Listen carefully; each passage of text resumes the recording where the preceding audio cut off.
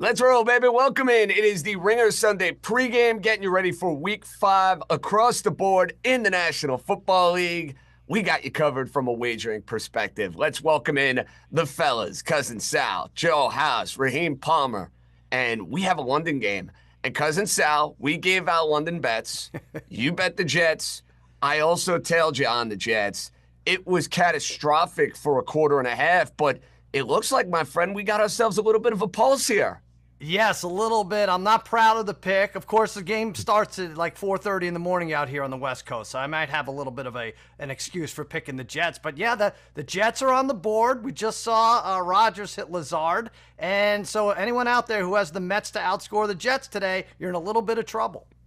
We'll see about that one. Your Mets, by the way, on fire as they smoked the Phillies. What a comeback. Top half of the 8th inning. Not what Raheem Palmer wanted to hear. But, Joe House, you gave out a team total. And out of the 4 picks we gave out, which we tweeted out on our social page, which you can find on The Ringer, FanDuel TV, all that good stuff.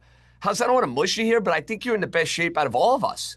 I'll accept being in the best shape, yes. But look, there's still a half of football to go. I just was kind of puzzled by the idea that Minnesota wouldn't be able to score on this Jets defense. The lowest number of points the Jets have scored, the Vikings have scored this year is 23 against San Francisco. And I'm pretty sure that the Vikings can move the ball against this Jets offense. That's what we've just seen.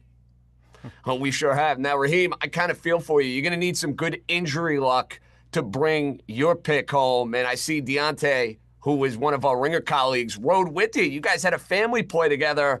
But yet, Raheem, I don't think you like the news that we got surrounding one Aaron Jones. Yeah, I don't like the news at all. I mean, you're talking about a guy who started off the game with 7 carries for 29 yards. And if you look at Aaron Jones over his last 9 games, he's hit 93 rushing yards in 8 out of those last 9 games. And he's averaging 3.5 yards after contact. So I was well on my way to getting 64 rushing yards today. And it just didn't work out due to injury. So it's just bad variance, bad luck. Hopefully, we could just stop that bad variance and bad luck going into my wisest wager. Now, we have to have a little bit of fun here as far as to catch a pass, which can be a real fun way to get your morning started. We're going to do it here on FanDuel TV and on YouTube TV. You know, Sal, my suggestion is going to be let's get involved with Allen Lazard. I mean, Allen Lazard's got that chemistry and that rapport with Aaron Rodgers. Can I get you to get involved here, Cousin Sal? Well, I think so. I think the Vikings get the ball first, though, right? So that's what it's going to be when they That's right, Viking ball first. Yeah. It's a morning they game, could so trade we lose track they on could trade who's him getting at it first. halftime. Maybe trade between teams. You could be in good shape there. Yeah, no, it'll be fun. But yeah, it's interesting how close this is, JJ. Considering like this is how the Vikings, this has been their MO, right? Put teams away early. Don't let Jordan Love back in it, and then look back into the sunset. And they didn't really do it with the Jets. I wonder if they're going to be kicking themselves as a result. House, you have any suggestions for Viking players we should get involved with? Do we go with the obvious and Justin Jefferson? I mean, we might as well, right? Yeah, let's just keep it simple. The Vikings are reeling a little bit. The Jets defense is playing physical. It's been a bunch of penalties on the Jets defense that's really helped the Vikings keep this going, but they are getting pressure on Darnold. So let's just have Darnold's safety blanket and Justin Jefferson as our guy catching the ball. I like the sound of that. Now, Raheem, I remember on one of these shows last year, Miami Dolphins were getting smoked by the Kansas City Chiefs, and you had us invest in an insane ticket on the Dolphins to go and win the game. Now, it didn't happen. We had that weird miscommunication between Tua and one of his receivers, and we couldn't bring that ticket home to roost, but it was an insane prop. It was an insane ride for the second half of the game. Should we maybe go in that direction and maybe get on board with the Jets live here? I mean, they're only down 10. They've played terribly, and it's not like Minnesota's done much offensively. What do we think of, Raheem? So this is an interesting one because you're looking right now on FanDuel Sportsbook. The Jets are catching 9.5 in the live markets. And, the money line is plus 520. And if you watch this game, it's 17-7. And the Vikings got a pick 6. So that's the real difference in this game. So I would be inclined on taking the Jets here, especially if Aaron Jones doesn't come back. I mean, that's their security blanket. He adds another element of explosiveness. And, as we know, a lot of the public is all over the Vikings today. So the sports books actually need the Jets to come through. So I think it is probably a good wager to take the Jets plus the 9.5. Sal, any interest in doubling the meat? I mean, you can if you want to. Plus 500. I'm looking, was it 500, 520? Look at this. Yeah. I mean, it's not bad, and I agree with all of Raheem's analysis. If you didn't have the Van Ginkel play and Rodgers was a little sketchy early, they're right back in it. I kind of think I'm going to double up on this, but I'm an idiot. We should never forget that. We can never lose sight of that. Joe House, all I know is this. Your wager pregame is still sitting the prettiest amongst us all. So you know what? I feel like everything is just coming up Joe House these days. Your Washington Commanders, your wagers, your dogs, everything's coming up House. Well, look, we can't cash a ticket yet. They only have 17 points. But I do think that I'm on board with the direction that Sal and Dream are headed, because what we saw in the last two sequences with the Vikings on offense and the Jets on offense feels like it's a game changer, and I'm worried about this Aaron Jones situation. Well, gang, we got a lot coming up in this Ringer Sunday pregame, getting you set for Week 5. We will have Sal's SGP. We're going to have a guest pick. Of course, we're going to smell out some rat lines, and we'll have our underdog man's best bet of the week. But, gang, it's time. Let's wisen up. I'm going to start with the man of the hour. Joe House, the floor is yours. What is your wise wager for this Week 5 card? Well, I hate to get off on a foot that doesn't feel like 100% positive. You know, all due respect to my good friends, my colleagues, Dallas backers, the cousin Sal and Raheem, the Dream. But I am loading up on this Pittsburgh Steelers at home Sunday night, an island game and a national game against the Dallas Cowboys. This Cowboys defense is among the worst in the NFL. They are either the very worst or second worst at stopping the run through the first 4 weeks, and it's going to get much worse from here on out without Micah Parsons and DeMarcus Lawrence. I'm sorry to say it, fellas. I'll be very quick. I'm going to go through some numbers, but I'll keep it short out of respect. Dallas right now, 27th in defensive DVOA. That's an overall defense number. 31st in EPA per rush, 31st in rush efficiency.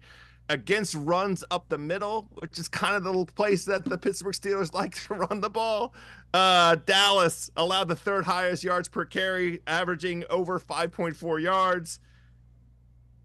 Pittsburgh likes to run with two tight ends, run up the middle formations, and this is Pittsburgh coming in off of a loss in a national spotlight game. We've been watching Mike Tomlin do this for 20 years. And much as anything, Justin Fields showed us something last week in a comeback posture against the Colts. He's making good decisions. He's showing comfort in this Arthur Smith offense. He knows when to run. He knows when to throw. He's got a connection with George Pickens.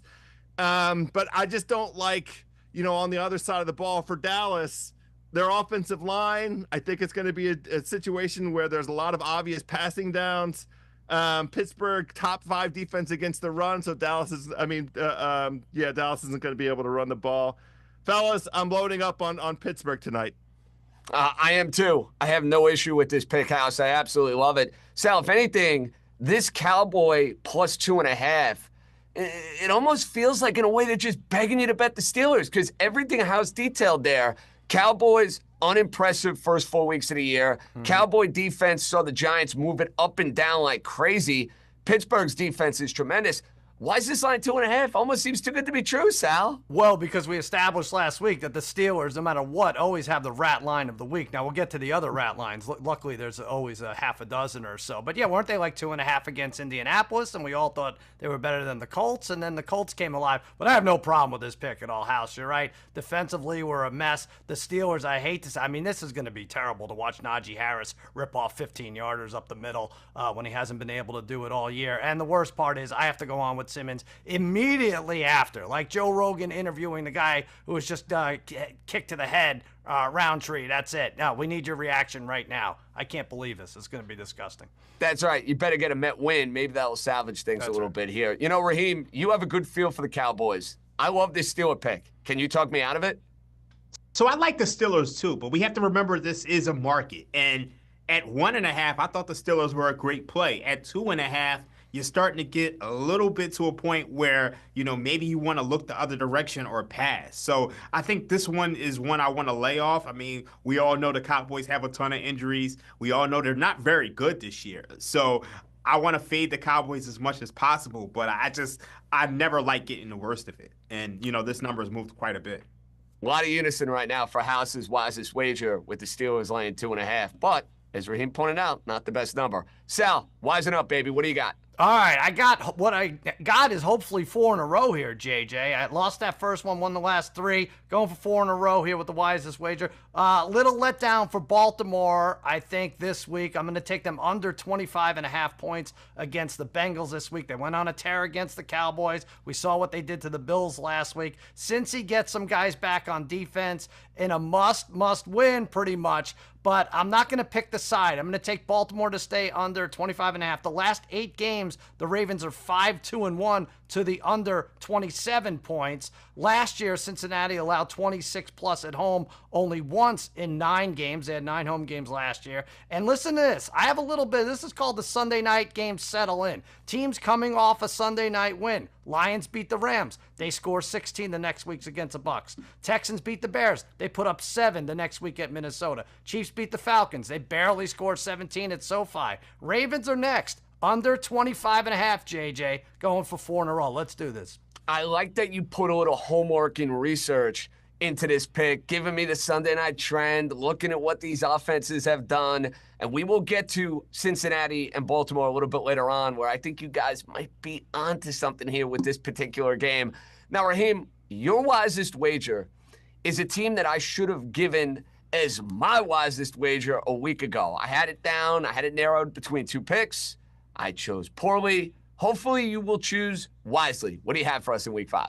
I'm going with the Chicago Bears, minus 3.5 against the Carolina Panthers. This line doesn't make any sense at all, and I mean no sense. Let's go back to last week. The Chicago Bears were laying 3.5 to Matthew Stafford, Sean McVay, and the Los Angeles Rams. Guess what they're laying this week? They're laying 3.5 to Andy Dalton and the Carolina Panthers. So are you telling me that Andy Dalton and the Carolina Panthers are the same exact team, same exact power rating as that organizational structure with Matthew Stafford, Sean McVay, and the Rams? No, they are not the same. So this line needs to be around 5 or 6 if you ask me. You look at the Carolina Panthers. They are 32nd in scoring defense. They're allowing 32.3 points per game. Now, I know Caleb Williams and this Bears offense hasn't looked great, but this Panthers defense is abysmal. And they don't have any linebackers. They're all in the hospital.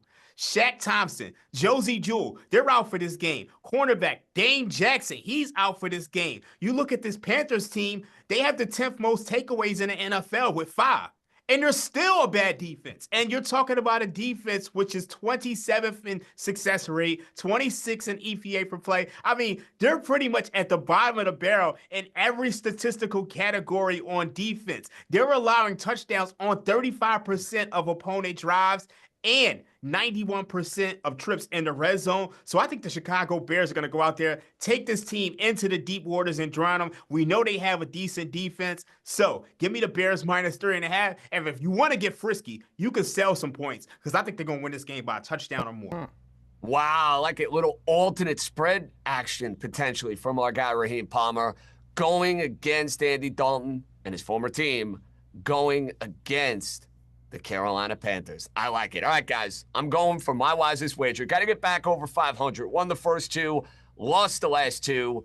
Critical week 5 for your boy. You know what I'm doing in week 5? I'm taking a team that hasn't won a game yet this year. Give me the Jacksonville Jaguars laying the 3 in the hook against the Indianapolis Colts. And I don't love the fact that I'm not getting the best of the number, but I think the market moving the way that it's moving should tell you something here. Let's analyze Jacksonville. They should have won last week. Not just covered, won against the Houston Texans. They flushed the game down the toilet against the Miami Dolphins in week 1, and they outgained the Cleveland Browns in week 2 and had nothing to show for it. I think Indianapolis, despite the Joe Flacco phenomenon, where a lot of people are going to look at Flacco and say, hey, I want to bet the Colts. I think it actually might be an upgrade over Anthony Richardson. Let's not ignore the history that's on our side between Jacksonville and Indianapolis recently. The Indianapolis Colts cannot win in Jacksonville. The Indianapolis Colts do not beat the Jacksonville Jaguars. Sooner or later, Jacksonville is going to win a game here. I like the fact that this team is 0-4, and yet the odds makers are saying, yeah, we're going to lay 3.5 with them here in this particular spot. Jaguars get back on track. Jaguars get themselves a win. They are going to be 1-4, and I am going to be 3-2. Sal, you didn't have on your bingo card me taking a winless team for my wisest wager, did you? I am right there with you, buddy. The only problem is I had to stay away because I picked them as my dog the last 2 weeks, and they embarrassed me. But I do like them this week. I need to take a break. I need to do the Ben and J-Lo with the Jaguars this week, but I think you're on the right side of it. You know, Raheem, we're learning. We just can't quit the Jacksonville Jaguars here on the Ringer Sunday pregame. Yeah, I absolutely love this pick because for whatever reason, the Jacksonville Jaguars have some type of voodoo over the Colts, where the Colts cannot win a game in Jacksonville. Last time the Colts won a game in Jacksonville, Andrew Luck was the quarterback. They won 44-17. I mean, they've lost 9 straight games in Jacksonville. It doesn't matter who's playing. Jacksonville wins against the Colts in Jacksonville. So I love this pick. Well, let's make sure they win by at least 3+ points. Significant. We can actually, it's got to be 4+ points because we actually want to win the bet. Now, Sal, this SGP, I think this is going to be a thing of beauty. You're picking a game where you think there's going to be a whole lot of scoring, and rumor has it, you're not the only guy on this show who has an SGP for this game, but I'll start with you. Yeah, I mean, this is a fun one, right? Ravens and Bengals. You want to take an SGP who has a few fantasy stars in there, some points, as you said, should be scored. So I'm going to take the Bengals. I stayed away from the side in my wisest wager, but if I can get it adjusted at 7.5 in a must-win situation, I think it's a must stay within a touchdown. At least they've done this plus 7.5 in 6 of their last 7 matchups against the Ravens. So I think there's going to be a repeat performance this week. Derrick Henry, anytime touchdown. This is ridiculous. He scored 6 touchdowns this year. He's hit pay dirt in all 5 games and 11 of his last 12. It's automatic. Add it to every SGP you can. And Jamar Chase, 90+ yards receiving. It doesn't seem like a lot. He's averaged 102 over the last 2 games. Has to have a big one for the Bengals to stay in this. This one pays plus 382. I think Raheem is taking a much bigger swing, and this is fascinating. Yeah, I'm definitely taking a big swing. I'm trying to get my Shohei Ohtani on right now. Yes.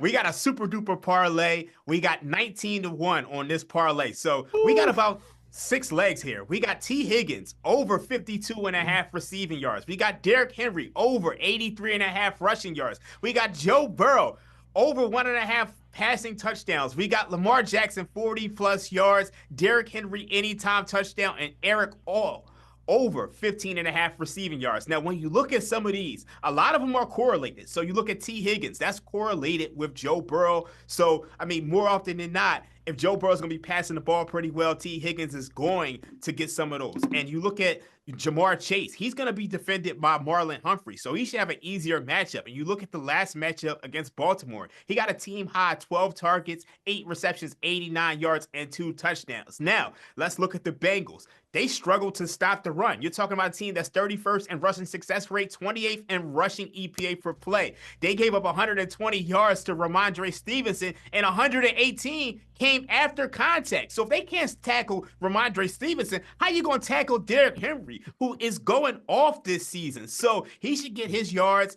Lamar Jackson should get his yards, and Derrick Henry should score a touchdown. And then finally, Eric All. This is a rookie out of Cincinnati. He's starting to get more tackles. He saw 4 targets in each of the last 3 games, and he's going over his yards in each of the last 3 games. So let's put all that together like some gumbo, some jambalaya, and we're going to cook up a big pot and hopefully score this win for you guys. Raheem, this would be an all-time moment for you to go and shoot your shot on a 20-1 SGP. In fact, it may be the biggest win that we've ever had in the history of the Wise Guys Ringer Sunday pregame show, which is now dating about 1 year and 5 weeks. I absolutely love it. Well, guys, we go from that big swing to some stinky, smelly rats. Let's get made.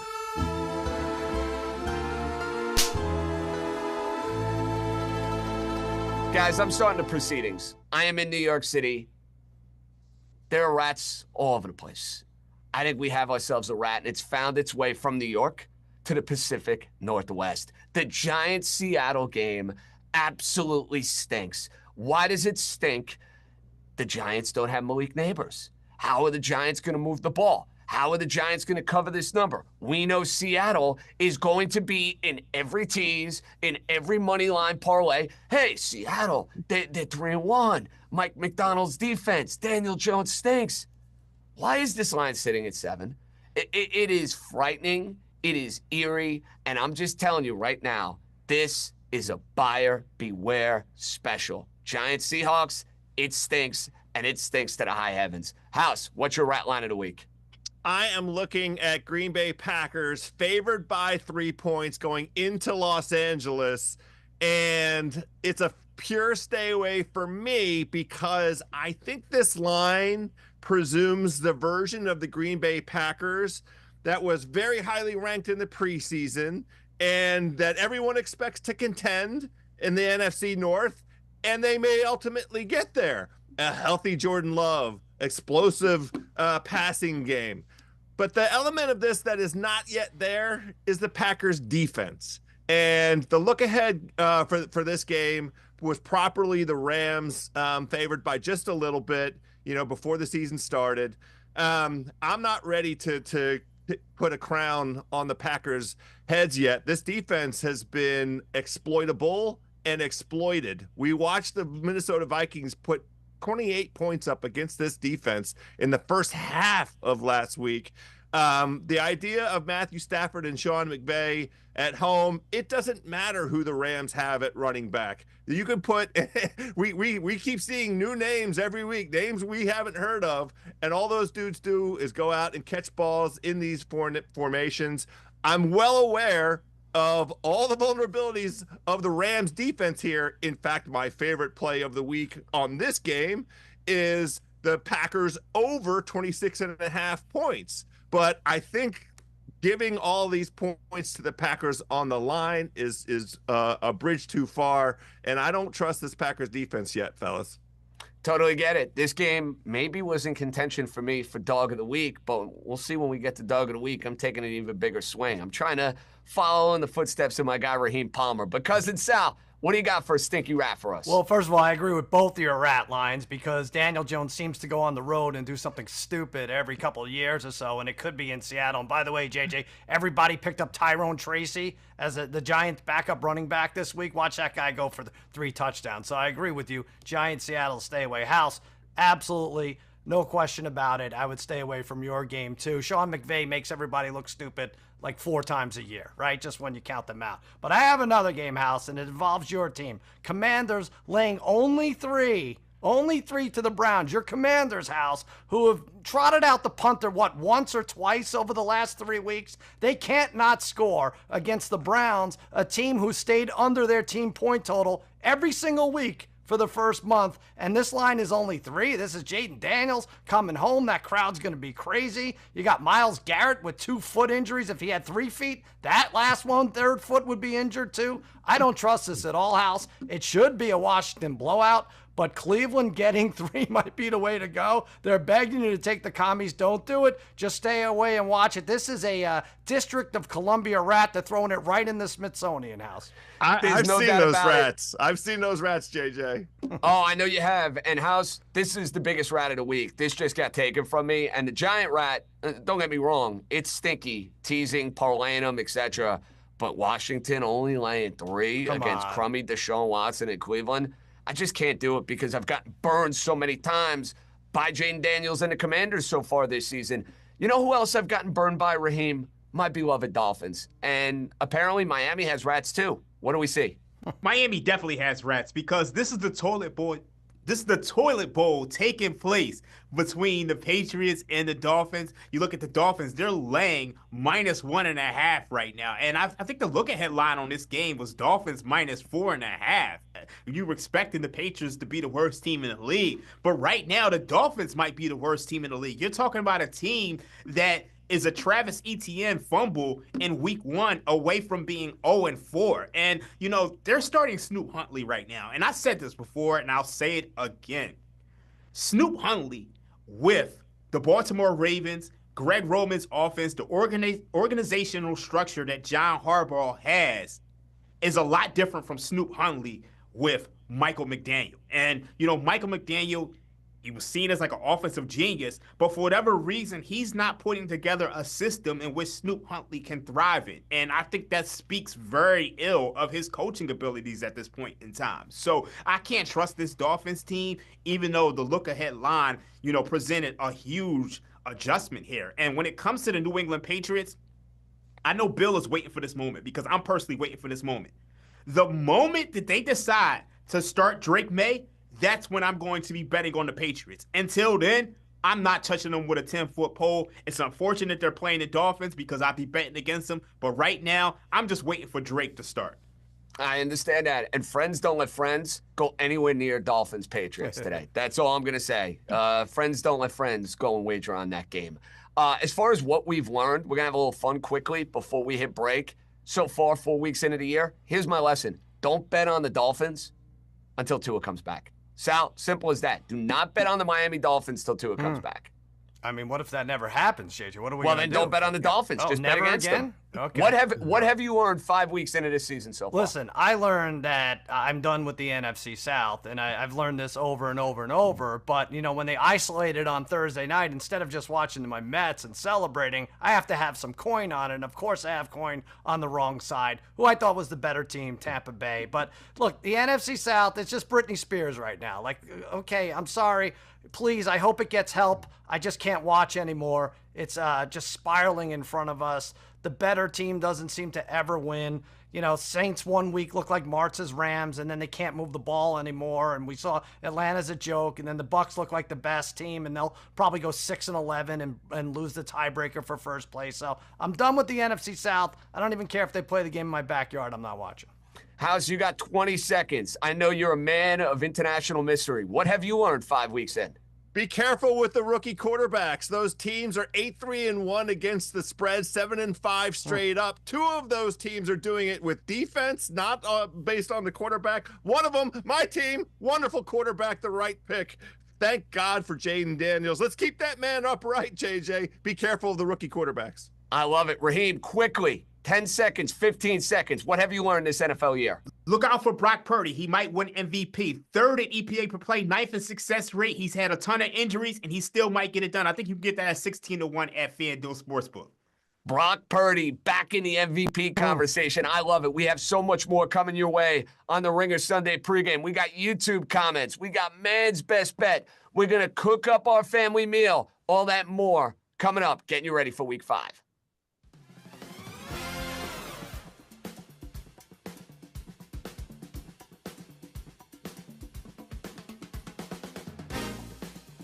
Number one ass in the NFL in September is A.D. Mitchell for the Colts. Wow.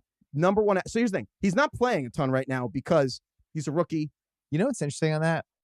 I picked up Josh Downs in all 3 of my leagues last week, or yesterday, I guess. So I watched that entire Colts Steelers game, and he was open the entire game, and they were looking for him and throwing it to him, and he's making big catches. He was hurt the first couple weeks.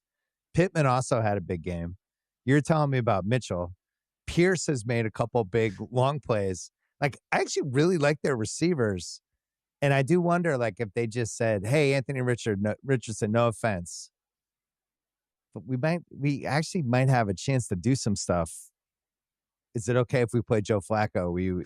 Because Flacco, the moment he came in and I had the Steelers, I was like, oh no, and he was hitting dudes, but I like their weapons.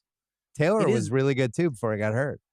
Chris Ryan came on our show, the Ringer Fantasy Football Show a couple weeks ago, and talked about how all these quarterbacks are probably still just playing too early, and the moneyballification of these rookie contracts, where it went from, it's cool that the Seahawks had Russell Wilson, he was being paid less than the long snapper, but now it's become arbitrage the rookies, throw them into the fire at all costs, throw them to the wolves. It's like, the thing about Richardson's still like the youngest quarterback. You know what I mean? He's like 2 years younger than Jaden Daniels. And so, yeah, it's like Joe Flacco probably is more prepared to play. But it's also funny that you like the Colts receivers, because your basketball brain, more than any GM in the NFL, Chris Ballard, the Colts GM, has said, I want my receivers to resemble a basketball team. Interesting. So I think subconsciously, you were drawn to it. I thought, they hit a couple 3rd and 10s against the Steelers, which is no small feat because the Steelers have an excellent defense. But I felt like they had guys open that whole game. And I don't know. I was intrigued by them. I went from thinking they sucked after 2 weeks to kind of not thinking maybe they could steal the division if Houston goes south.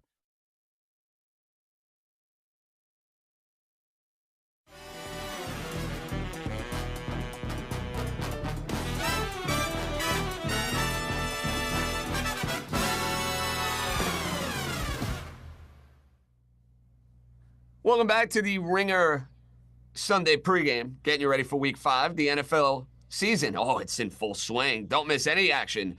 When you sign up for NFL Sunday Ticket and YouTube TV, watch every game every Sunday, all in one place. Plus, you can watch up to 4 games live at once with Multiview, the perfect companion to your fantasy league. Sign up and bundle today. Device and content restrictions apply. Terms and embargoes apply. All right, boys. You know you can get in touch with the show via YouTube. And Sal, you're going to like this one. This comment comes from our buddy OJ Pimpson. My friends invested in Bitcoin. I invested in Sal's locks. Sal, you got to love that. I do love it. I'm not sure that I want to be aligned with a guy named OJ Pimpson necessarily, but anything, if I could ever be compared to Bitcoin, I'll take it. Let's go. Let's hit this best bet. Ravens under. I was going to say, House, I have no problem considering that the rally pimp was the first saving grace in the 2024 Mets season. You know, maybe from there to Grimace to OMG, you would That's think right. Sal be on board with that, you know? Anything is possible, but yes, let's stay on the same trajectory as Bitcoin. It only goes up. It only goes up. Oh, I love it. All right, guys, we have a London game going on. The Vikings lead the New York Jets by the score of 17-7. Both teams have punted here coming out of the second half. Can we try this again? You know, the Vikings ended up going 3 and out on the catch and pass. Raheem, Garrett Wilson's been off as far as chemistry is concerned with Aaron Rodgers. We need to bet Allen Lazard to go and catch a pass. Can I get you guys to invest in that? Yeah, you can definitely get me to invest in that. And, the unfortunate thing, as somebody who likes to bet against human achievement, I wish we could bet a no on nobody catching the pass. But unfortunately, we can't do that, so we're going to ride with Allen Lazard. Is there anybody else, Sally, we should be thinking about to catch a pass? Because Breece Hall stinks. I bet him over rushing yards. He's going to be out of the game by the fourth quarter. He's been awful. JJ, I absolutely. And that's a guy, if you had 4th in your fantasy draft, you must take Breece Hall. I'm not listening to anybody anymore. But I will say this. I was with you with Garrett Wilson being out of sync with Rodgers. He has 5 receptions, I think only for 30 yards. So you can get him at minus 115 to catch a pass in the next drive. I don't know. I might put a little on that. Only because 5 receptions at this point is a miracle for the Jets. Yeah, it is. I'll say this, guys. As we look at our London bets, it's not looking good for our buddy Raheem Palmer. It's not looking good for Deontay Lee. I'm sorry, Raheem. They ruled Aaron Jones out of this game. That's pain and suffering, my friend. Pain and suffering for over 64.5 rushing yards. Sorry, dude. I just caught a bad break. I mean, it happens. It's football. Guys get hurt. We'll be back next week to get them. Yes, and that's the beautiful thing about these London games. We get to do this again next week and have a little bit of fun. So maybe somebody other than House can come away a winner. House, you need 3 more points. Or what do you need, 4 more points? I haven't won anything yet. The game, this is turning into a House is so scared drag-out. that this game is going to end on 17, aren't you? You are frightened. Of course. I respect the gambling gods, JJ. I know you do. All right, guys. We go from London to our dogs. Man's best bet time.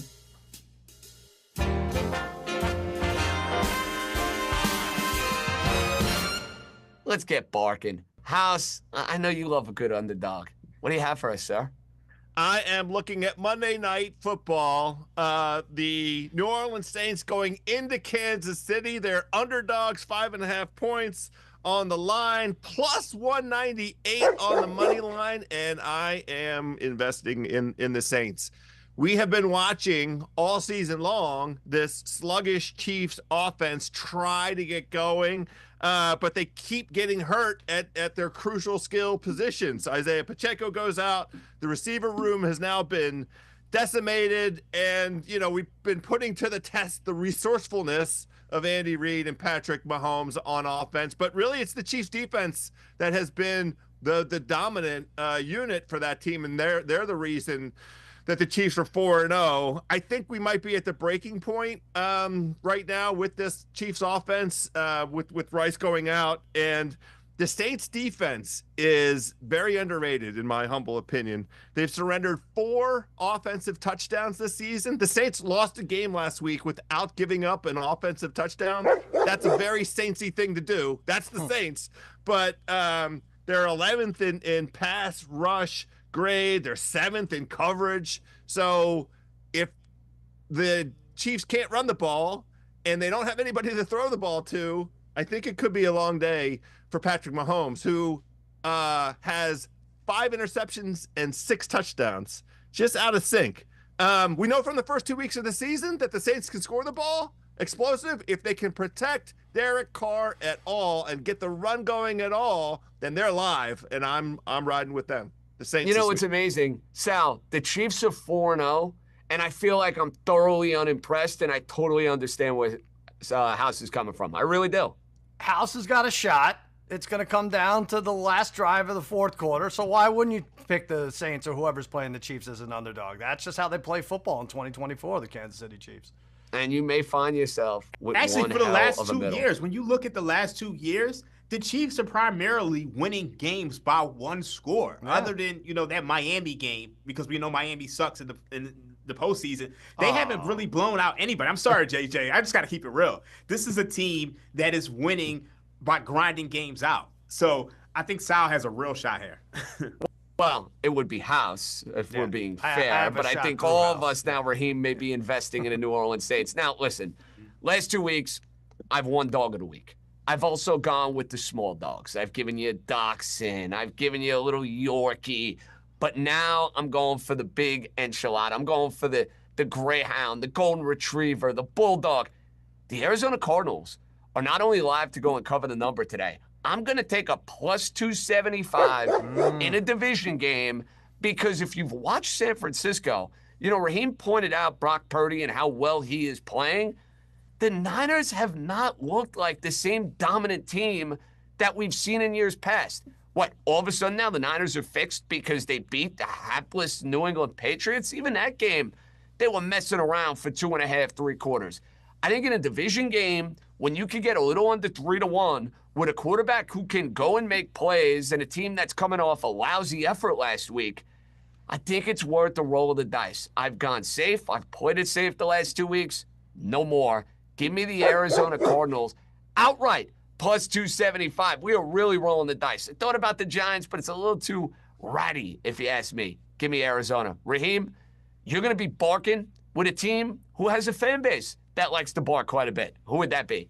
Yeah, I'm going with the dog pound. I'm going with the Cleveland Browns on the money line, plus 126 against the Washington Commanders. Now, I know Jaden Daniels has looked like one of the best quarterbacks of all time, but he really hasn't battled a top 20 defense per EPA per play. He's played the Buccaneers, the Giants, the Bengals, the Cardinals. Those teams ranked 22nd, 21st, 27th, and 30th in defensive EPA per play. And those are, some of the worst secondaries in the NFL. You look at the Browns, they're 12th in defensive EPA per play, and you got Myles Garrett over there. So I look at this Cleveland Browns defense, they're going to be able to cause some problems for the Washington Commanders. And then more importantly, if you look at the look-ahead line, before the season started, the Commanders were 3-point underdogs. Now they're laying 3.5, so I think there's a ton of value on the Cleveland Browns here. You look at Kevin Stefanski during his time with the Cleveland Browns. They've only lost 3 or more games in a row twice, and he tends to do well off of a loss when he's the underdog the following week. 8-3 against the spread with 5 outright wins. This is the perfect spot to take the Cleveland Browns and go barking. So let's roll with it. That will not be music to the ears of Joe House, but I know Joe House actually likes Cleveland in this game and in this spot, so there's something to be said for that. Cuz this out, before we get to your dog of the week, I want to give you a round of applause. Garrett Wilson just caught a pass. Nice call, cuz. Look at that. Almost even odds. Wow, we're getting somewhere. And the Jets got a first down. But We're waiting with bated breath. Your dog of the week, it's not going to be something that our buddy Raheem Palmer wants to hear. Well, I didn't like his dog because that was my stay away, the Browns and Washington. He's not going to like mine because I have the Panthers and the Bears were his best bet. This was a tough week to pick a dog, I thought. So I went Panthers. I think you get about plus 168. Look, Andy Dalton has put up 60 points in the last 2 weeks. Did you just hear what I said? Andy Dalton, 60 points total in the last 2 weeks. And I feel like this team is playing with a little purpose.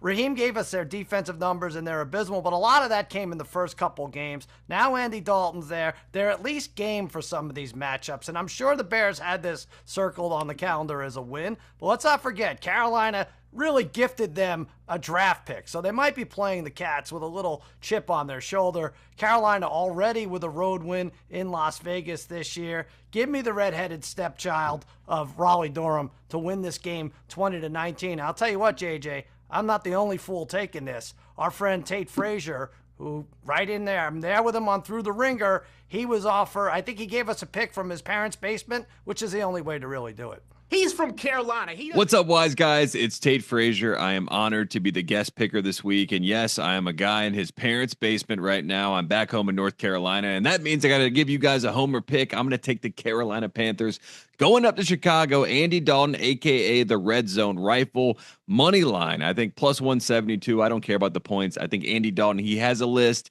He hasn't beaten the Bears. He's going to check it twice, and he's going to get a win. It's going to be like Steve Buscemi and Billy Madison. He's going to go up there. He's going to get things done. He's going to throw a couple touchdowns. So give me the Panthers. Give me Andy Dalton. Give me a win in Chicago, plus 172. And Raheem, feel free to rip this. I know you're going to. So good to see you, fellas, and I'll be tuning in.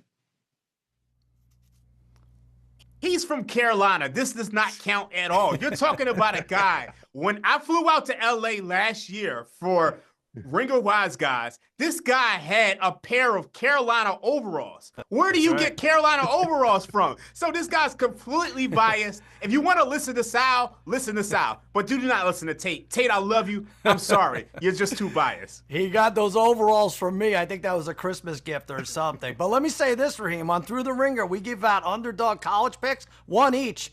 Tate Frazier, SMU, big win over Louisville. JJ, I went Syracuse over UNLV Friday night. My man, cousin there Sal. How about Colin McCord? How about the Cuse in the desert? Pretty damn good. They kill them if not for the block kicks. So there you go. So maybe he's onto something with these underdogs. Well, guys, I'm hoping for some regression regression to the mean, because I got to hate here. Like, Sal, you can't beat me at everything. I mean, the Mets beat me yesterday. I won't. Let me get one. Come on. Seems like enough is enough. Guys, sorry if I have appeared distracted over the last 2 minutes. Aaron Rodgers just went down in this Jet game. Oh, wow. And it did not look good. He hobbled off the field, but that's something to monitor now. Might be looking at some Tyrod Taylor. And, House, that's something that we've looked at all year with the Jets. I've had my questions with this coaching staff. There's also the million-dollar question, can a 40-year-old quarterback get through 17 games? That's a problematic team. Yeah, I don't think that when we were forecasting how the Jets were going to perform this season, that we were going to get 17 games out of Aaron Rodgers. I mean, you have to build into that handicap for the AFC East, for the win totals, all of it, the idea that he's going to miss a game or two along the way. These 17-game seasons are now a marathon, not a sprint. And I love the acquisition of Tyrod Taylor to manage the house. We've seen some very bad backup quarterbacking, especially down in Miami. I'm sorry, JJ. Oh. So, they at least did the right thing. The problem is his offensive coordinator is Nathaniel Hackett, so I don't expect very much in the way of explosive Jet performance. Well, guys, so much for that Aaron Rodgers injury narrative. There's a roughing the punter. He throws his helmet on, and I guess he's A-okay. So I think we could totally disregard everything that we just said. It's a matter of time, though, right? I think you're right. I think you were on the right track with Aaron Rodgers and not making it 17 games and everything and how he looks hobbled almost after every drive. But I feel like the Bills are the recipient of some really good luck here between, what happened with your team. The Patriots are going to stink. We know that. And I don't see the Jets getting to the finish line either. And that's why, Raheem, we have not touched on Buffalo yet. Yeah. They have the same Buffalo good luck. Go ahead, Raheem. Sorry. No, they have the same good luck the Patriots have had during the entire Tom Brady era. I mean, you look at some of these teams, they're just bad in the NFC and AFC East. So it is what it is. And I think, Raheem, from a Buffalo standpoint, they got to take advantage of this because it's not just about winning the division. That's something they've done every year since 2020. It's about Buffalo getting a 1 seed, and that means beating a team like the Texans today. We haven't talked about the Stephon Diggs revenge angle and that game being a part of the Week 5 card. But my goodness, Raheem, you're Buffalo, and you know Kansas City's there. You got to take advantage and win as many of these games as you can. You have to. Yeah, they definitely have to, but they're not in the best position themselves. You have injuries like Khalil Shakir, so I think this is a clear pick'em game that you're going to have sharps on both sides. So, the Bills have plenty to prove at this point in time. Thought Buffalo might be my wisest wager. Audibled when I saw that injury report. Now, we never audible out of a Joe House SGP. House, what do we got, sir? Well, what we got is an attempt to go 4 straight weeks of hitting a 4-leg same game parlay. That's what we got. We sit down and do the numbers. I can't, my calculator doesn't extend out enough zeros for the odds you get of that happening. Apologies in advance to everyone. I'm very skeptical that this one's going to hit, but we're going to give it our best effort. It is nearly plus 15 to 1. This 4-leg parlay, and we're talking about the Texans and the Bills. And it's a game that like everybody else, it's a coin flip game to me. The line has reflected that. It jumped across. The Bills were favored, the Texans are favored, and I think now the Texans are dogs. I am playing on a game script idea, and the game script idea I have is twofold for the Bills. It consists of James Cook getting rolling. They need to establish the run game. He's not getting even 13 carries a game. We're looking at rushing yards over 57.5. For the Bills to establish the ability to get some play action going, he better run the ball. He better get 13 or 14 carries. This Texans defense is one of the worst against the rush. They're in the bottom third of the league rush-wise. So James Cook gets cooking. And then that frees up Dalton Kincaid in the slot to catch a bunch of balls. 42.5 receiving yards for Dalton Kincaid. He's been at or over this number the last couple games. And, there is a nice connection there with Mr. Allen and Kincaid. On the other side of the ball, we're looking at Nico Collins. We're bread and butter for Houston. 79.5 receiving yards to Nico Collins. I think, the safety blanket at home with Stroud. All Stroud does at home is throw for over 300 yards. Nico Collins always features favorably in that. I like his odds right now for outstanding offensive player of the year. Looking at that as a potential future to get involved in. And then I'm going under, even though this game looks like an over kind of game. Under 47.5 total points, because I think this is, two teams vying for, we've just outlined what's at stake for both, staying in first place in their respective divisions. And I think conservative play calling, coin flip game, under 47.5. Those are the 4 legs. I hate having to give an SGP right after the man of the hour gives an SGP that's like 13 to 1. That looks so promising. That looks so juicy. And he's got such a good track record. It's like, how do I possibly follow this up? Well, I'm going to do my darndest. I'm going to do my best. I'm looking at Joe House's dog of the week, the New Orleans Saints. I'm going to throw them in an SGP. I think the Monday night game has been conducive to scoring. The Monday night game has been conducive to getting some action. That's what we need in these SGPs. You can't have a dud of a game.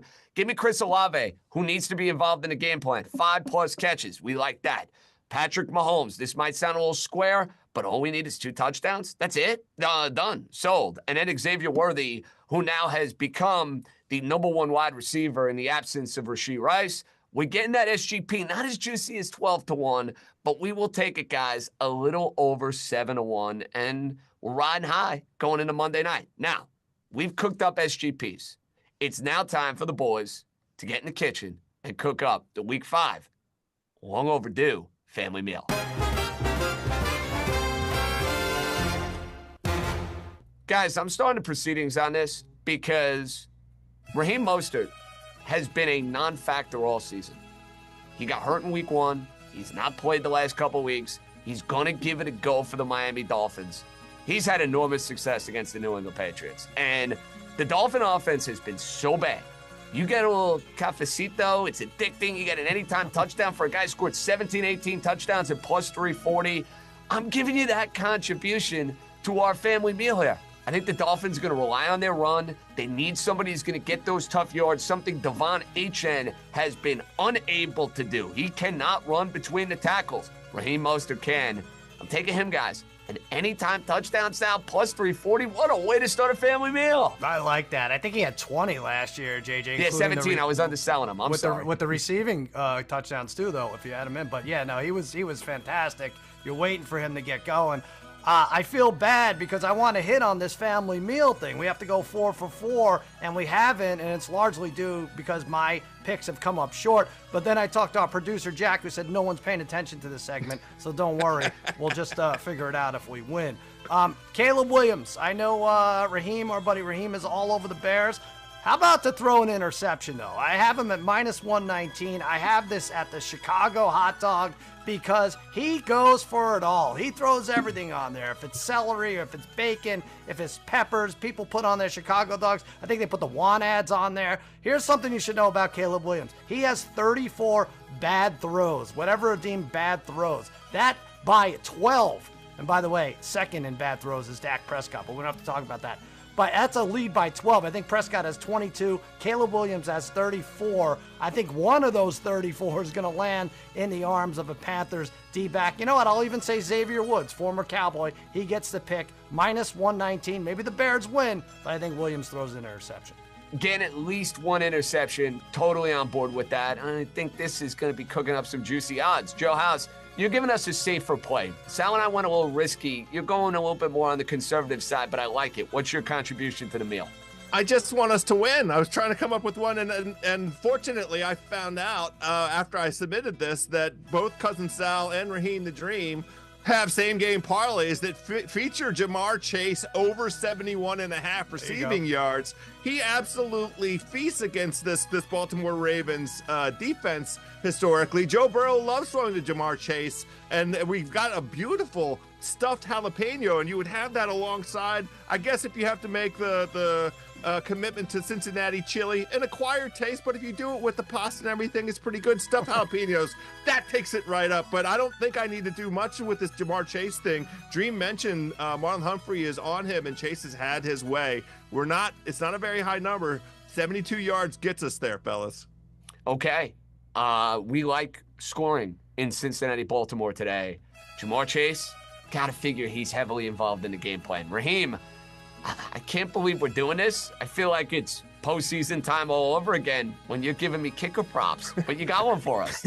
I mean, those of you who watched the Ringer pregame show last year know that I gave this prop out almost every week. And if you look at Harrison Butker, kicking points over 7.5. I'm going to ride with this again. And you look at the Kansas City Chiefs, obviously, you lose Rashee Rice. And this is a team that's grinding out games. You're talking about a team that's 24th in red zone touchdown percentage, just scoring touchdowns on 45% of their red zone trips. They scored 5 times in 11 red zone trips. So I think you're going to see a lot of field goals here. And if you look at Harrison Butker, dating back to last year in the postseason when we were riding this trend, he's went over 6 out of the last 8 games. So we're going to ride with this again. We're going to get some KC style finger-licking ribs and hopefully cash this wager. So that's Harrison Butker, over 7.5 kicking points. Catch the ball, Lazard. Catch the ball. My goodness. Oh, wow. That was a dime. That was a touchdown. That was going to get us right back mad. to where we needed to be, Cousin Sal. But Jets about to go and make it a one-score game. Let's see this one more time. You got to catch the ball. There's our family meal, in case you're wondering. Raheem Mostert, anytime touchdown. Caleb Williams to throw an interception. Jamar Chase, over 71.5 receiving yards. And Mr. Butker, over 7.5 points. Look at that payout, Cousin Sal. If we're going to hit a family meal, let it be a week 5. I love it. I love seeing the total. It's like the Jerry Lewis telethon. Once you flash that total, JJ, I'm impressed. I'm stunned. And yeah, let's help the needy kids. Well, the Jets have cut it to 7. So we're within a score. You know what we're going to need, fellas, for everybody who bet the Jets? We're going to need a touchdown. And we're going to need Bobby Saleh to show some guts and go for 2. And that way we can't lose the bet either way, Raheem. With all of the liability that is on Vikings minus 2.5, Wouldn't that be the perfect way for this game to end? Oh, it definitely would. It definitely would. And, FanDuel Sportsbook, I mean, I think you're seeing about 70-80% of the bets on the Vikings over at FanDuel Sportsbook. But I'm happy for that field goal because at halftime, what did I tell you guys? We like the Jets plus 9.5. I think Sal took the money line plus 520. So we're right on target right now. We shall see if that ends up being the case by the end of this game, but we are definitely exactly for now where we need to be. All right, let's take a look at who's in and who's out. Let's get a status update as we look at the big board of players and the injury report going into week 5. You see George Kittle in for the San Francisco 49ers, Trey McBride for Arizona. He's going to give it a go. And we talked about this with the Colts Jaguar game. It is going to be Joe Flacco at quarterback. Anthony Richardson is out for Indianapolis. Romeo Doubs out for the Green Bay Packers. But the Packers have 10 zillion wide receivers anyway. So, you know what? I don't think that's the end of the world from a Green Bay standpoint. Let's take a look at the picks we gave out for the London game before it began. I think it's important to rehash. I think it's important to refresh. House, you were nervous about that team total. Well, guess what? Here we are, buddy. You need a touchdown in order to go and cover that number. Where's the confidence level at this point in time? I would accept 2 field goals, just to be clear. That would be totally fine with me. The confidence level is not high. The Jets defense, we saw it in the latter half of the first half. I mean, the second quarter, they were good, and they were fine there. The dumb Viking special teams needs to stop committing penalties that they think they're going to win this football game. You know, Sal, I did not realize you gave out Jets money line and not the plus 2.5. Yeah, your 2-point conversion that would be chaotic for you. I don't know if you could handle the range of emotion one way or another there. I can't handle it. I will say, JJ, I'm confident. I don't know if, as I'm screaming about Caleb Williams throwing interceptions, I'm not being able to catch all the game. But Sam Darnold has regressed a little bit in the second half, back to maybe the Sam Darnold we remember. And yes, you're right. The special teams, the offsides. Rodgers drew the defense offsides, roughing the kicker, and all that stuff doesn't help. But I like my spot here with the Jets. And it was a Fugazi roughing the kicker call. Yeah. I just watched the replay a moment ago.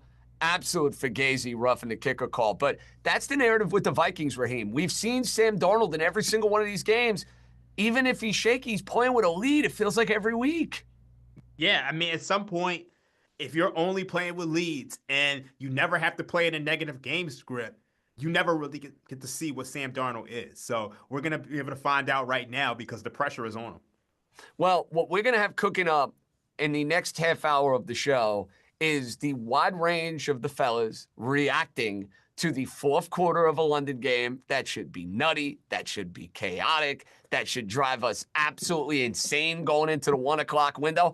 I love these London games, and I hate these London games all at the same time. We'll have Danny Heifetz, our buddy from The Ringer, the fantasy football extraordinaire. Maybe he's going to help us out with some of these lineups.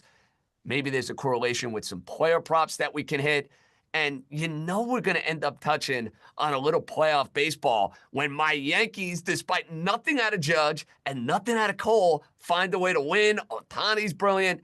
And we got some bad blood and some hostility between 2 panelists. We're all hitting it on every note. We're coming right back.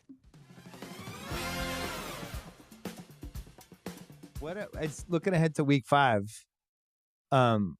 Was there anything that jumped out to you from an that the public, the sniff, the scent of the public is just all over that one? Because my first instinct was nobody is taking Cleveland, and I'm sure they're going to cover somehow. Yeah. We do paper chasers on Friday in the gambling feed. And I already told Austin Gale one of the games I will be taking this week is Cleveland and Washington. And look, I might look stupid on Sunday when Deshaun throws another stinker up there, but the Washington Commanders are the worst defense in the NFL, and they're laying 3.5. And the Browns defense isn't what it was, but it's still a good enough unit, and they're going to give different looks than the very, very passive Cardinals and very, very passive Bengals did. I think this will be more of a challenge for Daniels than the last couple weeks have been. Super excited crowd. Meanwhile, there were some kind of shocking Deshaun stats from week 4 that I wasn't. There was one advanced thing I read where he was like the number 2 quarterback in week 4 by a bunch of different metrics, and had Cooper dropped a touchdown on him. There was another one where he had a long touchdown, but it got called back from a pretty dubious hold. But I just watch him now, glass half empty, and he was probably better in that game, which I watched. I had it on one of the TVs, but I'm always assuming he's going to do something stupid at this point. But he was pretty good in that game. The biggest concern I have is that the Browns are going to sabotage him. Like other players know he stinks, and they're like concerned that they want to get him out, so they're like that's quiet quitting on him. Alligator arms it. Yeah. I mean, it didn't look as bad last week, and now he gets to face the worst defense, worst secondary in the NFL.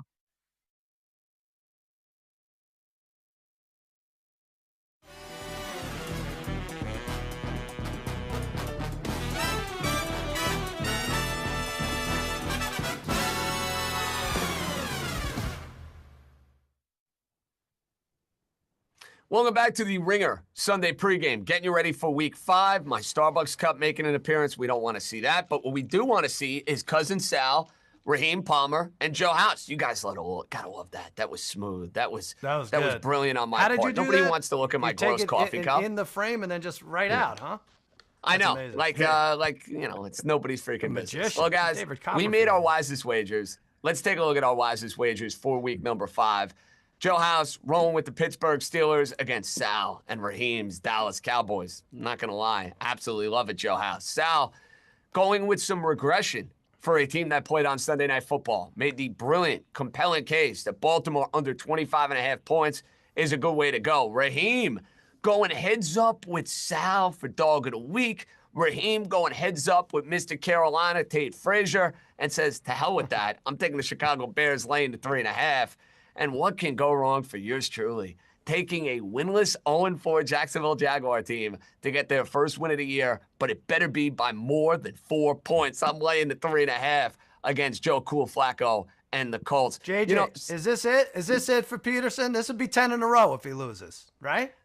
Sal, if the Jaguars lose this game, you don't let them on the flight to London. You can't. Yeah. That's it. Yeah, go let an offensive and defensive coordinator go and coach the game. This is a ready-made-to-order spot for Jacksonville. I really do. Indianapolis is coming off 2 wins in a row. Indianapolis has issues defensively. Raheem, if this can't be a get-right spot for the Jaguars, fold the freaking franchise. Yeah, I mean, and Jonathan Taylor's not playing as well. So, the Colts are really behind the 8 ball here, and I think the Jaguars should win this game. I think the thing with the Jaguars is you got to remember, they've really been struggling in the red zone. They've been getting down there, but they've struggled to score. You look at the Travis Etienne fumble in week 1. You look at last week against the Houston Texans when they got the ball to the 4-yard line and couldn't score. You look at the week before against the Cleveland Browns when they got to the ball to the 2 and couldn't score. So I think if they get any red zone regression, they should be able to win this game. They should be able to win this game, but here's the thing. It's a stay away now because Joe Flacco is elite. And that's all. I'll just leave it at that. So this game, what's funny, House? I would prefer seeing Richardson out there over Flacco. Yeah, you would. I would. But I think the Flacco market is getting a little too much love at this point in time. Probably. You're probably right. A little bit too much. You're probably right, JJ. Especially if Jacksonville could just, dare I say, get to the quarterback. Joe Flacco is a statue. He cannot move. We have some fun here putting together anytime touchdown plays, which we're going to do momentarily. But, guys, I'm the only one left in the Eliminator, and there's a reason for that. There's a reason for that. I am the only one out of the 4 of us to not pick a winner in 4 consecutive weeks. So you guys are off the hook. You guys, it's no fun. Can I keep this going? Can I keep picking a loser in what is supposed to be a shoe-in win pick? I'm going to do it. I'm going to give my rat line. And the reason I'm going to give my rat line, Seattle Seahawks over the New York Giants, there's a reason for this, fellas. Cousin Sal, in our group chat, our pal Bill Simmons said that my Giants +7 pick is the worst pick of the season by anyone on the Ringer staff. That leads me to believe the Giants are going to win the game outright. So therefore, I got to take Seattle. I wish I knew this before I had Seattle in every money line parlay known to existence. I wish I knew this. But JJ, your number, I think we have it, is close to, if you bet $100 and rolled it over on your 4 picks, the underdogs, close to like $25,000. That's like an assistant manager at Five Guys at this point. This is nice. I think we can get that total up and up and up into 6 digits. You know, I don't even regret, House, the way I've gone about this. I had the Bengals in week 1. I think everybody did. I had the Ravens in week 2 against the Raiders. I think everybody did. Now, the Raider pick week 3 against Carolina was probably a little cutesy. But then I had the Jets at home against Denver and Bo Nix, and he threw for 50 yards in a game, and the Jets lose. I mean, dude, I'm cursed. With the Eliminators, I'm cursed. I told you to be careful with that Jets game. That Denver defense is legit. They've been legit all season long. They're very good with the pass rush. I tried to talk you out of it. Weird stuff happens in the rain. Aaron Rodgers doesn't like to get wet, apparently. But here we are. If only somebody had bet against you every week and was up $24,380. Beautiful. If only you guys were that brave. But I went with conventional wisdom, and conventional wisdom told me to kick rocks. Now, before we give out an anytime touchdown parlay for the four amigos, Raheem, I need to know. Game 2, your Philadelphia Phillies got brilliant 7 innings out of Zach Wheeler. The bullpen implodes in the top half of the 8th inning. The Mets have all the magic, the mojo in the world. What is your confidence level in your boys from the city of brotherly love to go and win this series? Where do we stand right now, Dream? I'm not confident at all. I text Sal right after the Mets beat the Brewers and said, we're not winning this series. Like, period. At the end of the day, if you look at the last couple of years in baseball, it's the team with momentum who, carries it over. And you saw it with our Phillies the year that we went to the World Series. We beat the Cardinals, we beat the Braves, and then we found our way to the World Series. You look at last year, the Arizona Cardinals. They were in the wild card. They beat us. They went to the World Series. You look at the Texas Rangers. Momentum is the name of the game. And right now, the Mets, ever since that Grimace situation, they have it. Now, when it comes to this specific game, I think you got to look at the over 7.5 runs. I think, you're probably going to see a little bit more of an offensive explosion from the Phillies. I mean, we had one run with the Kyle Schwarber home run to start the game, and I thought, we were going to have some fireworks, and we didn't score again. So I think you go over here, but I'd be looking Mets to pass in pretty much everything at this point in time. Sal, can you believe the good vibes with your franchise? I mean, that Alonso home run is probably it's the greatest Met home run outside of the Piazza 9/11 home run that I've seen in my years of watching Mets baseball. Absolutely. Insanity, dude. And I've been watching that probably a decade longer than you, and I agree. I think Piazza #1 post 9/11, and then put Alonso. We're jumping around the living room. I stepped on my dog. It was everything you wanted in a game and in a family moment and everything. But JJ, you know this about October baseball. It's grueling. It's a grueling watch, and all you want is some breathing room. And that first game against the Phillies, where the Mets went 1 for 21 against Wheeler, that we easily could have cast aside as a hangover game. All right, we're down 0-1. We're coming off that big win in Milwaukee. But to be up 1-0, and I'm not touching this game too, because this Christopher Sanchez is lights out at home. If you look at his splits, I don't know that the Mets should be a minus 170 favorite for the series just yet, but all I want is that breathing room, and I have it, and I'm so happy that it's not a must-win for Game 2 on Sunday. And I like that play, Raheem, over 7.5 runs. I'm going to tell you on that. Severino got hit in his last start. Met lineup, I think, is going to be better than what they were in Game 1 against the old-world Zach Wheeler. 7.5 overruns. I'm involved in Joe House. I got to say, thank heavens to have Juan Soto on my beloved New York Yankees. On a day in which Garrett Cole stinks, on a day in which Aaron Judge stinks, yes, Verdugo and Torres and the Yankee bullpen, but Daddy Juan Soto gets me 3 hits. House, that's why they're going to pay him the big bucks, hopefully, in the offseason. He deserves it. I mean, he delivered a World Series here to the nation's capital. You never get me to say a bad thing about Juan Soto. I'll say a lot of bad things about the evil empire, the Yankees, but you got a good one up there in Juan Soto, JJ.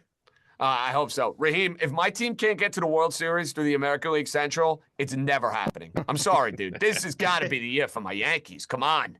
Yeah, I mean, it really does. But you guys were in a dogfight last night. So, I mean, I'm not, I wouldn't put my money on the Yankees being guaranteed to, make it to the World Series, because I think they could easily lose to Cleveland. And nothing will be easy. This Kansas City series won't be easy. You got Reagans and Lugo the next 2 days. Now, fellas, before we welcome in Danny Heifetz, we got to throw together anytime touchdown. I gave out Raheem Mostert in a family meal. I'm doubling back on Raheem Mostert. It's a great payout. The Dolphins can't run the ball. They're getting him back. He may be, between the tackles. Give me a 1 or a 2 yard touchdown. Raheem Mostert, House, anytime touchdown. I mean, why can't I just have Derrick Henry against the worst rushing defense in the entire NFL? They're neck and neck, the Bengals with the Dallas Cowboys. Sorry, boys. Derrick Henry. Let's just keep it simple. Raheem. I was going to go with Derrick Henry myself, but I think, I'm probably going to go with CeeDee Lamb tonight. Ooh, all right. Sal, you got Let's one for do us? that. Yeah, I do. Josh Allen hasn't scored in the last 3 weeks. This is all on his legs. Obviously, he can throw for touchdowns, but we're betting him to run one in or actually catch one at plus 120. Before the last 3 weeks, he had 2 against Arizona, and he had 7 of his last 8 before that. So I think they go back to this. We're going to talk about a revenge factor. He wants this over Stephon Diggs. Maybe not, maybe as much as the other way around. So there we go. Plus 120, Josh Allen touchdown. Well, Raheem, go enjoy the rest of your football Sunday. We'll see if the Phillies go and cause you more agita, and I'll talk to you tomorrow for East Coast Bias. All right, big boy? Most definitely. Before we go, I think you gotta play some WNBA. We got 2 big games today. Oh, yeah. Look at you throwing a WNBA part and shot. I love it. Yeah, I'm looking at the Aces to tie this series up. So that's my final part. Why 3 weeks in a row, 3 Sundays in a row, WNBA features games? Game 1's in the first 2 Sundays, and then they can't stagger. They can't find the schedule ahead of time. I'm right there horrible. with you. Bad scheduling.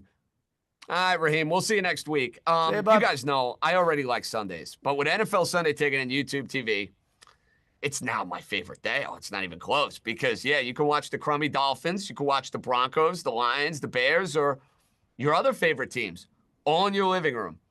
But that, not literally, of course. It'd be a smidge dangerous. Get the bundle today. Terms and embargoes apply. All right, let's welcome in our pal. He has not checked in yet this year.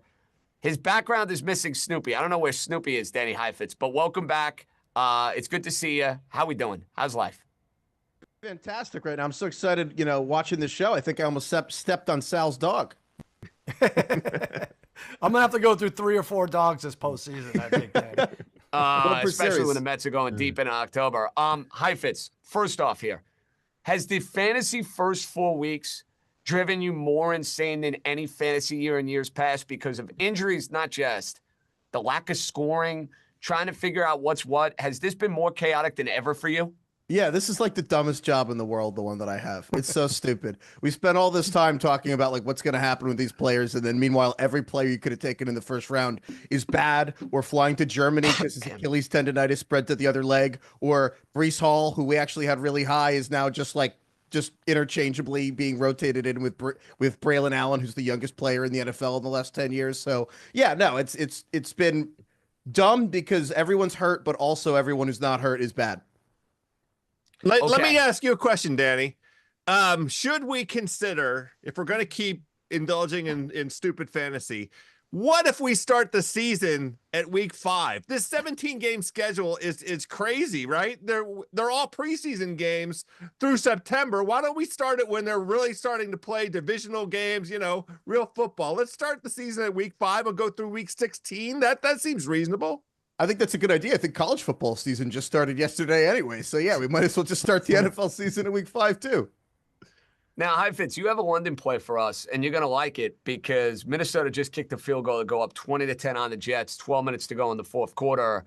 What was the London play you had going into this one? I had Vikings minus 2.5, and I actually cheated. I should have texted you guys. I actually, right before the Jets punted at the end of the half, I actually grabbed the Jets plus 800 money line and 13.5, and I tried to middle it. We'll see if I can get both. But I like the Vikings coming into this game because I really thought Aaron Rodgers would go out with what seemed like a debilitating season-ending injury and come back 2 plays later. I also hit that one as well. Wow, look at you just flexing, calling your shot, just doing your thing. Now, your wise wager, and that's what we do here on the show, Danny, each and every week. You had to get involved. You had to join the process, the proceedings, and be a part of the fun.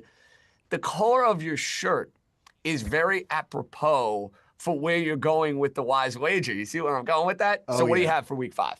Yeah, well, this is actually a Seattle Sonics shirt, but yeah, I'm basically might as well be a cheesehead. I got the Packers are my wise wager of the week. I got the Packers minus 2.5. I know House is out here saying that the Packers, I think House is saying more Rams. House, I know you like the team total for Green Bay. I have to push back a little bit on House just because. So I mean, I look at this line and I was kind of like, what am I missing? First of all, Packers -2.5. I understand it's the first time going to SoFi, but between Matt LaFleur and Sean McVay, first of all, this is a home game for Green Bay. The Packers, I mean, the Packers are going to have 60,000 people at SoFi. I mark my words. At some point, Matt Stafford and the Rams are going to have to do a silent count at home in this game. That's number one. Number two. Matt LaFleur has never lost to Sean McVay as the head coach of the Green Bay Packers. Like, he is 4-0. This is their 5th meeting. Not only has Matt LaFleur and the Packers never lost to the Rams, they've never lost by, or sorry, the Matt LaFleur and the Packers have never beaten the Rams by less than 12 points. They're 4-0. They're 4-0 against the spread. And I actually think this is the biggest talent disparity the Packers and Rams have had in the last 5 or 6 years. And yet it's only 2.5 points. So I actually think when you consider everything going on involved in this game, Matt Stafford has to play like a superhero. But if Matt Stafford does anything imperfectly in this game, I think the Packers are going to absolutely run away with it. Any concern, though, Heifetz, with that line only being 3? That'd be my only pushback. Everything you detailed there, I totally get. The Rams are beat up. The Rams don't have the same weapons that they are expecting, you know, with Nakua and Cooper Kupp not being out there. Seems a little too good to be true, though, at 3, no? Yeah, it does. I think that it's just people are freaked out because the Packers got walloped because they were down 28-0 at half last week. Well, I'm watching this Vikings team. There's no shame in losing to the Vikings in the first half. The Vikings haven't trailed in the second half all season for a reason. And honestly, Jordan Love showed up in that Brett Favre jersey, and I think he was watching Brett Favre highlights, and Jordan Love just did a Brett Favre impression. That's half of it. The Packers haven't played a normal game. They had the Brazil field in week 1. They had Malik Willis weeks 2 and 3, and then last week, Jordan Love thought he had to do the Brett Favre thing. But I look at the Packers, and I think you're going to see week 5. Again, the season kind of does start in week 5 sometimes, and I look at this game. I think the Packers we expected to see are going to come out today. And frankly, Matt LaFleur's like probably one of the 2 or 3 best coaches in the entire league. And I think we're going to realize that this should have been 5.5, and that Chiefs Saints game probably should have been the 2.5 line. Maybe the sportsbook FanDuel just mixed it up. Now you have a dog for us, and I think Cousin Sal is going to love it. I think Joe House is going to hate it. And I'm kind of with my guy House on this one because I've already made a wager going heads up with you. But what is your dog of the week for week 5? I like the Cowboys. I kind of don't know what I'm missing. You know what I mean? I look at the Dallas, and I'm the opposite of biased here. I'm a Giants fan. I don't want to bet on the Cowboys, but as House would say, I'm a capitalist. I look at this game. Steelers are favored. There's no reason the Steelers should lose this game. How many times have we seen the Steelers lose a game they had no business losing? It's like the defining thing of Mike Tomlin and the Steelers, other than just going over 500, is also blowing games that they should win, playing up and down to the level of competition. We see this all the time. Yeah, I can't sit here and make an argument about why the Steelers should lose. They shouldn't. And all I look at it is this way. The Steelers, every game they play is close, right? No one here thinks the Steelers are going to be up 20 in the fourth quarter. It's going to be a 1-possession game in the fourth quarter. The best player in this game is Dak Prescott. I'm getting Dak Prescott plus 130 on the money line in a fourth quarter of what's going to be a 1-possession game. And I'm like, yeah, it feels a little bit like you're going to be in the moment being like, wow, I can't believe I passed that up. I love it. I love it, JJ. I mean, the kid speaks the truth. It's right. You got to do it. Look, here's the thing with the Steelers. And by the way, the Steel City special is Steelers opponent, first half Steelers to win the game. I think you get plus 650 on that. You're going to win that every 3 weeks or so. I'm betting it. Yes. I'm betting it. I'm not missing out this week, Sally. But I'm going to say this. Here's the thing about the Steelers. For the most part, and their defense is great, and it's blue collar, and they allow 8 points a game. They really just have to have 2 not great drives, the Steelers defense, right? If the Dallas Cowboys are around 20 points in the fourth quarter, 17 points in the fourth quarter, you're looking at a live dog there. They're going to have a chance because the Steelers aren't going to put up 35 every week. You know, the only thing that scares me, House, and I'm with you on this bet. I've bet Pittsburgh minus 2.5. To Heifetz's point, though, don't we like Tomlin better when he's a dog as opposed to being a favorite? That's the only pushback I have on Pittsburgh, literally. Sure. But the game that, they weren't supposed to lose was the Colts last week. This is them coming off of a loss with an opportunity to embarrass another franchise, one of the legacy franchises on national TV. And the problem I like the case that you guys are making. Tell me how the Cowboys are going to get to 20 points. If both Parsons and Lawrence were playing, then I would say, well, maybe a defensive touchdown would help Dallas. But Dallas, put Justin Fields and Dak Prescott side by side and look at their efficiency over the course of this year and look at their numbers. It is more comparable than you guys think. They can get to 20, House. Come on. It's a handful of games over the last 4 years where they haven't gotten to 20. Stop it. Rodgers looks left. He's got a man chucking Incomplete. Sorry, I wanted to give you guys a little play-by-play there, and it By wasn't the way, very good. Sam Darnold being bad is the underrated story for this right now. He has not done anything. No, he's had a terrible since second Gardner half. went I mean, he's out. done nothing in the game. They had a pick six. Not even close with these throws with Sauce Gardner out. Heifetz, hot take. You know I'm a big Dolphin fan. I miss Andrew Van Ginkel way more than I miss Christian Wilkins. How about that for a hot take? I mean, yeah. I mean, Andrew Van Ginkel with Brian Flores has been unbelievable. I mean, he's probably the best free agent acquisition since O.J. Pimpson.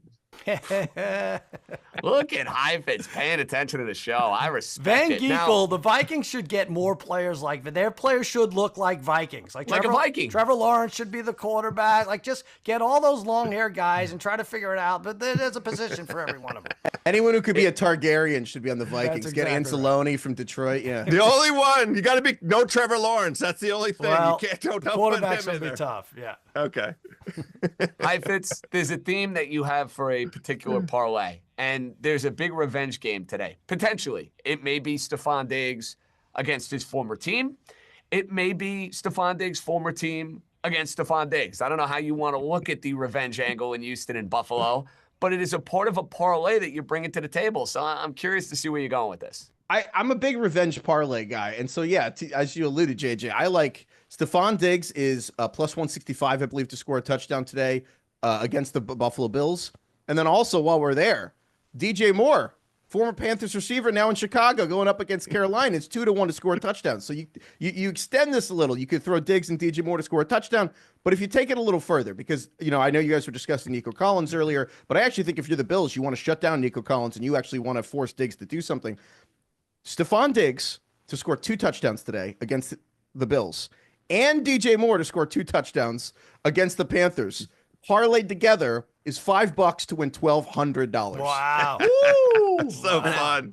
My only problem with it, Danny, is it really revenge for DJ Moore? Like, isn't he happy? He's like, Yeah, oh my God, thank you so much. This is so fun. Yeah, maybe it's not quite revenge because Diggs also kind of wanted out of Buffalo, so maybe it's just more like spurned lovers. I don't know, but I don't know what's going on in their heads. But I do. Here's the thing about I'm half kidding about the revenge parlay, and I'm half extremely serious because you know, look, Raheem Palmer does such a great job with all those spreadsheets and all those math and models and stuff. And that's the worst part about gambling, right? It's all the math and the models and everything that goes into it. You know what the models don't capture? The hatred in the human heart. And that is honestly a huge part of this stuff sometimes. Like, if you think that they're not designing plays against the other team for certain people because they hate that people, you're totally wrong. And I really do think the Texans are going to try to get Stephon Diggs a couple touchdowns today. I really do think DJ Moore wants to score against Carolina. He's been open all season. Caleb hasn't hit him yet. They owe him. You know what I've learned, Heifetz? Despite all the math and the numbers you could throw my way, the game has a heartbeat. We don't ignore the heartbeat. That is important. Whether you're a big league manager or whether you're coming on these particular shows, you can't ignore that. Buffalo and Houston, I was going to play the Bills. They almost were my wisest wager. Saw the injury report, and I kind of called an audible. I didn't like the Oliver injury. I didn't like the Shakir injury. If you had to play Buffalo-Houston, who do you like in the game? Probably Buffalo. I think it's a weird, to your point, it's a weird matchup. I like the Josh Allen anytime touchdown. I think that's always a great bet. It's a weird one because I think that the reason the Ravens just destroyed Buffalo is because Buffalo, you know, they play so much nickel, they play so much, they want you to run on them, and they want to prevent the passing. They're like the epitome of they want to have their cake, eat it too. They want to stop the run, but they want to make sure there's no explosives either. But the Texans, they really are a run it on first and second down team a lot of the time, but without Joe Mixon, they really don't have that identity. And so I think it's easy to say, oh, the Texans will run it a lot and move the ball. The Ravens built their entire team this offseason to come into the season and end games like Derrick Henry. They really added Derrick Henry because they couldn't finish against the Chiefs in the AFC Championship game. They had the fewest design rushes to running backs in the history of the Baltimore Ravens in the championship game. The entire offseason was them correcting that. So they were built to win games like last week on Sunday Night Football. The Texans want to be that, but they haven't really put in the work. It's like, I like Cam Akers. I think he's surprisingly good after 2 Achilles tears, but he's not as good as Joe Mixon. He's not as good as Derrick Henry. I don't think the Texans will have the rushing success they need to win this game. I do think Diggs scores a touchdown or two, but I think the Bills ultimately are still a better team, and the Bills are better built to survive missing 1, 2, or even 3 people. You know what stinks about this game, and I was thinking about it, and JJ, I brought it up earlier. there's no urgency in this game. Both of these teams, I still think, can win the division at 9-8. I mean, as we've seen the AFC East fall apart, and I don't know, Trevor Lawrence, the only really contender in the AFC South to put up anything against the Texans, he's looking for his first win. Yeah, in October. So that's what stinks about it. We're used to the Bills playing some serious, meaningful games, and we're not hitting it with this one. Well, the meaningful games will be as far as seeding is concerned, not for the division. Yeah. Jets just got an interception. Darnold has played like garbage in this game. I know. You nailed it, Sal. He just threw a terrible pick on 3rd and 15. And what we need here, or at least what I need, is the Jets to score a touchdown and say, we're getting funky and we're going for 2. They won't do it because it makes absolutely no sense. But House, this is what I'm holding out hope for. And I may have mushed your buddy with the 20. That's a problem right now. Big problem in this game. It's a push. So as far as I'm concerned, you had 20. I thought you had 20.5. You'll take the push. You'll take that. Yeah, I think it was a 20. I'm pretty sure. Maybe it was 20.5. I don't remember. It's whatever the spreadsheet has. Our esteemed producer, Jack Wilson, you want to show that London graphic for us, guys? You want to pull that up just to see if Joe House is right or wrong? Oh, there it is. Look at it. What is it? 20.5. Oh, I'm dead. House. I'm dead. That's why I went to the graphic. I'm our glad. esteemed staff was all over that, and we had to keep you honest on that one, buddy. House, we have graphics. Don't lie. Don't you dare try lying. Put a lot into these graphics. That's like my buddy I play golf with. What you have, a 5 or a 6? Did that ball go in the woods? Did you find your ball? No, House is a man of integrity. I would never put Joe House and a lack of integrity in the same sentence ever. I could never do such a thing. Heifetz, you have a couple of stayaways for us. There's a theme of your stayaways for week 5. Please explain. Yeah, I mean, I can't stress enough, again, the family atmosphere. You can't let people you care about bet on divisional games between terrible teams. Like, you look at this week, Dolphins, Patriots, it's just stay away. Broncos, Raiders, stay away. Colts, Jags. Like, when your 2 teams are fighting in the AFC South for last place versus 3rd place in the AFC South, just stay away from those games. It's almost like when you have, there's 2 random colleges you've never heard of that actually hate each other. And it's like there's all history, and you're like, oh, they stole each other's mascot in 1908. And I'm like, there's so much weird stuff you don't think about, but they still spend all the offseason thinking and scouting each other. And you're like, there's too much going on. Don't think you have some read on Colts, Jags. Don't think you have some read on Broncos, Raiders. Just stay away from all 3 of those games. I know that there's only so many action now. We got the bye weeks in London, but I never. I'm with them. Friends, bet Dolphins, Patriots, cousin Sal. I'm glad that we have established that. I'm the same way. I cross off these bottom feeder division games, and I cross off this. I'm like, there's plenty of games. I'm like, oh, wait a minute, there's 4 buys. That means I can only bet the Sunday night game. What am I going to do all day? But no, you're absolutely right. There are stayaways ablazing. So the Jets have 3rd and 10. There's 8 minutes left in this game, up 20-10. And I have to admit, House, my read on this game has actually been pretty good. I felt like the Jets were going to be live going in. I feel like the Jets at times have performed well defensively. They just can't get out of their own way. And the penalties, the turnovers, although we got a 1st and goal here. Wow. We got a 1st and goal here. This would be the miracle win of the year, House, if I could get Jets home. Can I give you guys a live take? Oh, I'm sorry, House. Yeah, do it. No, I'm listening. A potentially extremely profitable thing for the rest of the season. This is live. This is an intrusive thought. Maybe I'm wrong, but Sal, I believe, is putting his kids through college because of all the Patrick Mahomes Chiefs live betting that he pioneered back in the day of just wait till Patrick Mahomes is down 14 in the 4th quarter and then just bet the live. But yes, Junior, yeah. I think that the Vikings are the live bet team of the year. It's you wait for them to get a huge lead in the second half, and then you take the points. Because I think that I think that the actual profitable thing of Sam Darnold is that Sam Darnold's brain kind of has seemed to break in all these second halves recently. They were up 28-0, and then the Vikings only won that game 31-28. The Vikings were up a lot right here, but I do think there's something to the fact that Sam Darnold's still the last part of his game. I think he's playing very well this year when things are okay, but when he has to just kind of buckle down, he's got to let Will Levis comes out of him in the 3rd and 4th quarter. It's like the Green Goblin mask. It just speaks to him a lot. So that might be something to keep an eye on for the rest of the season is once the Vikings are up big. They never actually finish the game really cleanly. I don't mind that at all. Reverse Chiefs. No, I think it's good logic, good sound take. Give me a sound take here, Heifetz, quickly on the Vikings. Are you a believer Like, I guess the question is, they're 4-0. They're on their way to the postseason more than likely. Are you a believer they can be a top team in the NFC all year? No. I think that they're really good. I think that they're really, really, really, really good, but they can't be great with Sam Darnold currently play. He's unable to close out games, and that's okay. Like, I think he revived his career, but he's still only like 27 years old. This is the first good stretch, the first good month of football he's ever played in a row. I think, frankly, even just from what we've seen this week and last week, he still isn't all he has to do is protect the football, not take sacks. They would have won the last 2 games by double digits, and it's not happening. And so I think that, no, I don't trust Sam Darnold in the NFC and the playoffs, but everything else about the Vikings is extremely impressive. I think that they are going to be in any game, but I don't think they're a Super Bowl team. Aaron Jones being out and Sam Darnold being Sam Darnold is not a plus on either of those. That's right. I mean, this whole game flipped when Jones went out, and I do agree. There is a text thread amongst us. There's some hypothesis that Darnold got hurt on the roughing the passer, the unnecessary roughness out of bounds that wasn't called. How did that not get called? So interesting. To keep the Jets, who are in 15 more primetime positions, so interesting to keep them relevant to the NFL narrative this year, gentlemen. I love a conspiracy theory as we are signing off, Joe House. Wonderful, wonderful work. Hi, Fitz. Thanks for joining us, buddy. We'll talk soon, all right? Thank you for having me. I appreciate it. That's going to do it for the Ringer Sunday pregame. For Cousin Sal, Joe House, Danny Heifetz, John Jastremski signing off. Enjoy week 5. Maybe I have a miracle cover coming up. We'll see you, everybody. Go Mets.